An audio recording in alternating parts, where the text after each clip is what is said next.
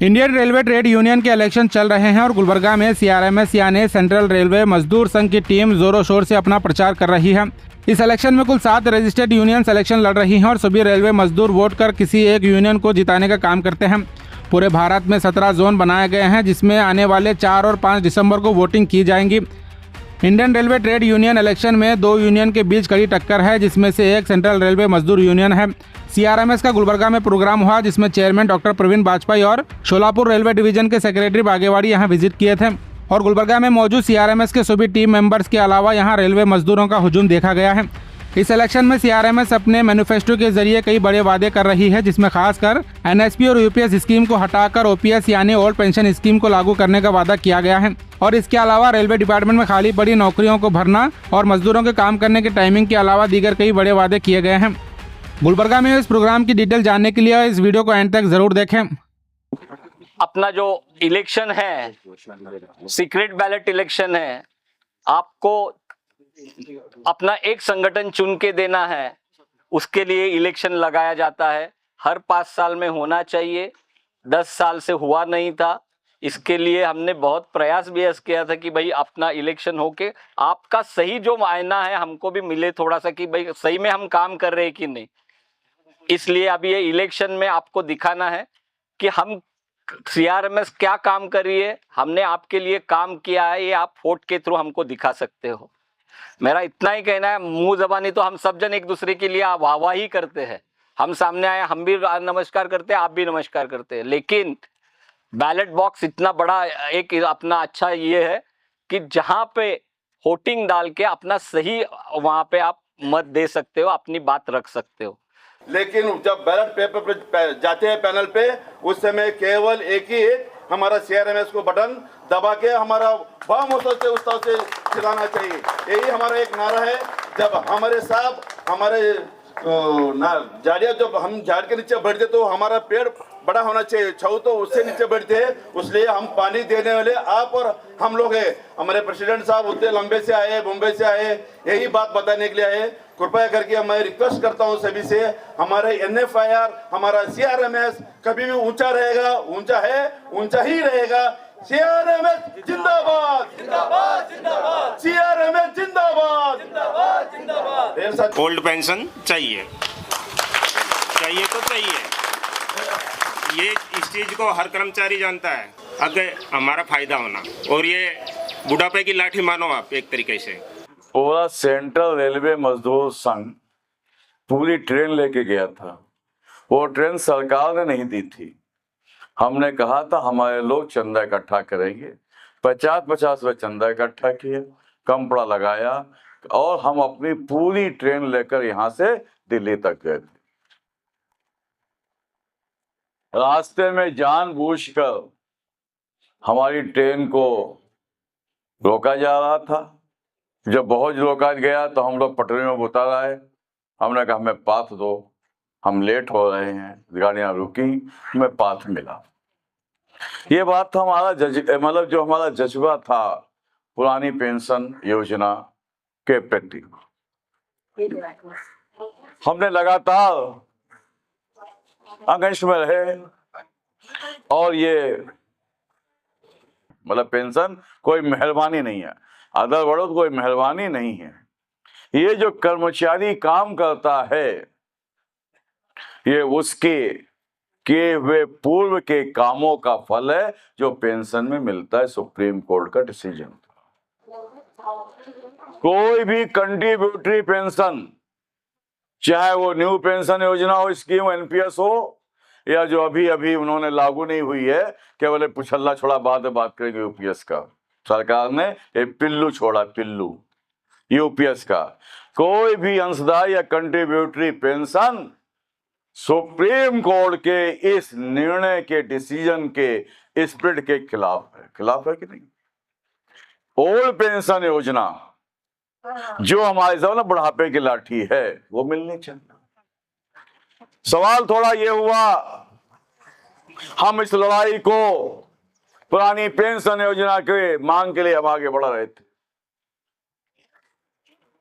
बीच में एक joint forum मोर्चा बनाया गया जिसके कन्वीनर सामने वाले संगठन के थे, उसकी कोई बात नहीं थी। लेकिन जहां तक रेलवे कर्मचारियों के काम का स्वभाव है, वो दूसरे कर्मचारियों के काम के स्वभाव से अलग अलग है कि नहीं?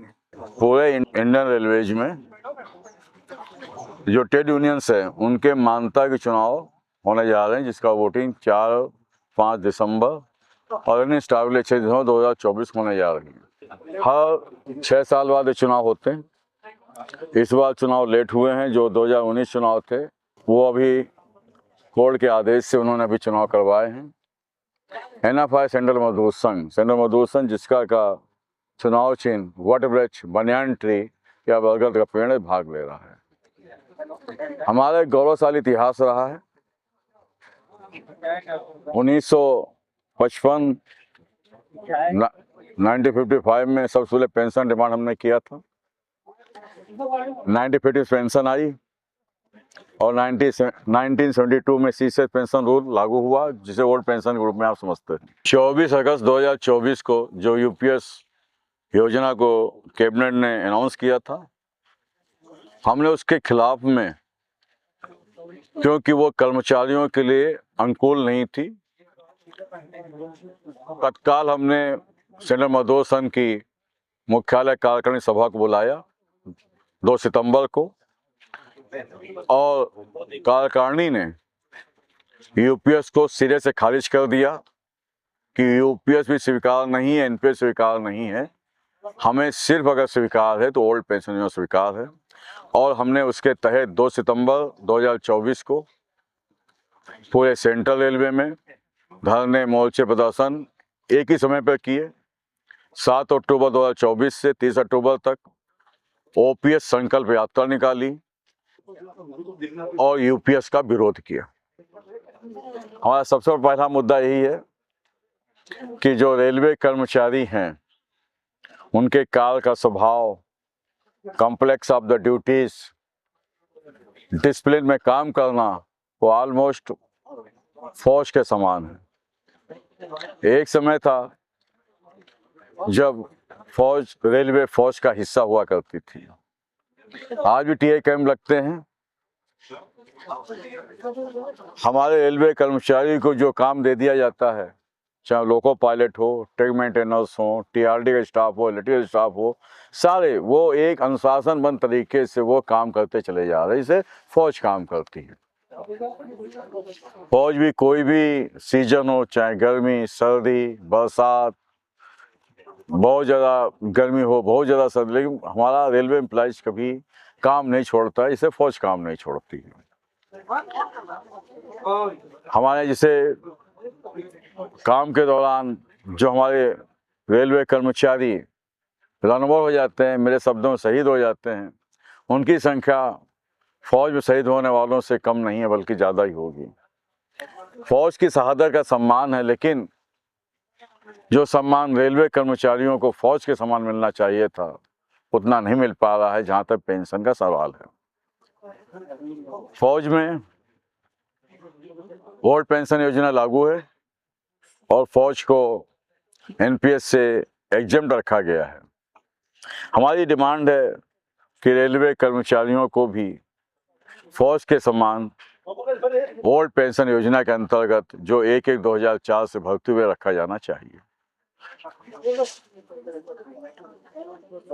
क्योंकि अभी कोरोना में आपने देखा, कोरोना में सारा देश ठहर गया था, कहीं कुछ नहीं चल रहा था, तो केवल रेल चल रही थी। रेल कर्मचारी अपनी जान की परवाह न करके, अपने परिवार पर परवाह न करके रेल चला रहे थे। और वो यही कारण है कि देश के एक कोने दूसरे कोने में अनाज जा रहा था, दवाइयाँ जा रही थी। उस भय के वातावरण में रेलवे कर्मचारियों ने देश और राष्ट्र के लिए काम किया।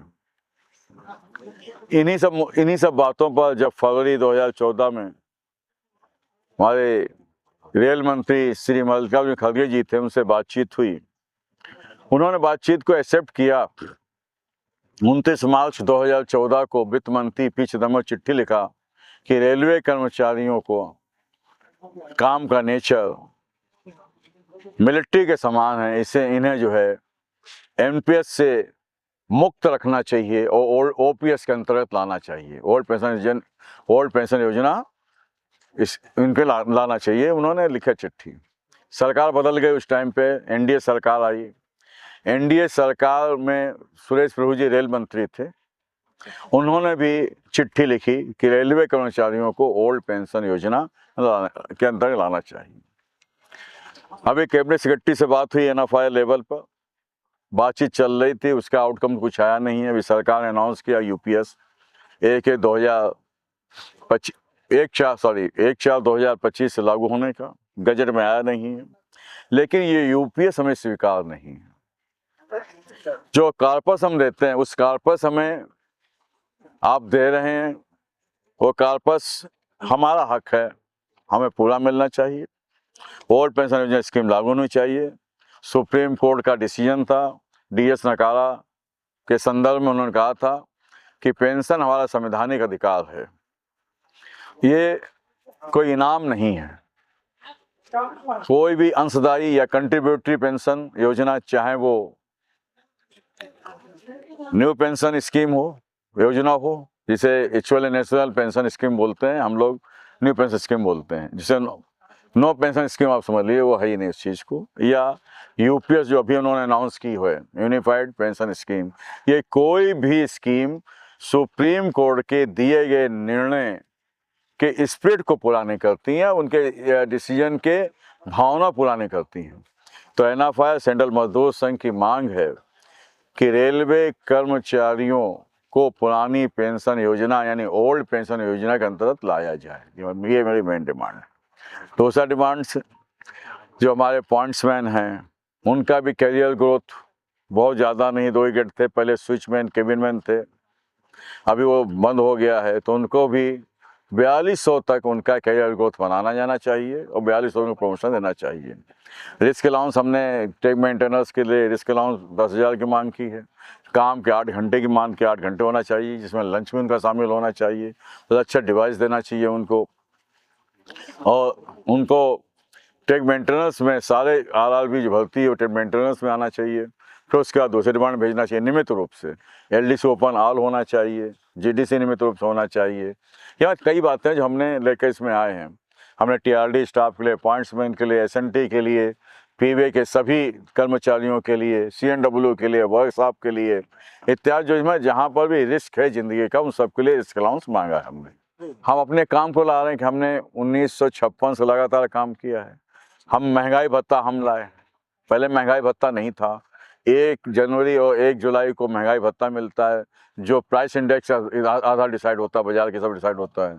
हमने टेक मेंटेनेंस को यूनिफॉर्म दिलवाया, हमने उनका नाम जो है गैंगमैन से बदलवा कर टेक मेंटेनेंस आर्टिजन कराया। हमने उनके लिए 10% अंतर 40% रिलीफ कराया उनके पास। हमने मतलब कई काम उनके जो हैं हमने कराया। अच्छे डिवाइस की मांग की हमने एसी पास दिलवाया। मियाँ बाई ट्रिब्यूनल के माध्यम से हमने काम के 8 घंटे करवाए, रोस्टर ड्यूटी करवाई, ओवर टाइम करवाया।